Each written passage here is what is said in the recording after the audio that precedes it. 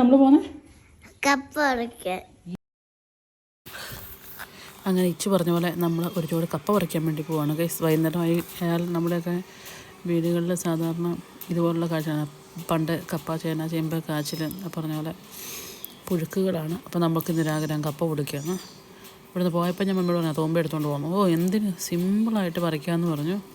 പണ്ട് മണ്ണിനോടും പാറയോടും പടവെട്ടി പോരാടിയതെന്നും പറഞ്ഞുകൊണ്ടിരുന്നേ അവിടെ വന്ന് പോരാടുന്നുണ്ട്. ഇനിയിപ്പോൾ ഇന്ന് ആശുപത്രി കൊണ്ടുപോകണമെന്ന് അറിയത്തില്ല.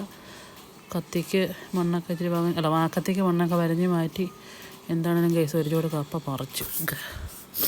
യൊറേക്കാന്നും പറഞ്ഞ് സന്തോഷം കൊണ്ട് തുള്ളിച്ചടി ഞങ്ങൾ അതും പിടിച്ച് വീട്ടിലോട്ട് പോന്നു.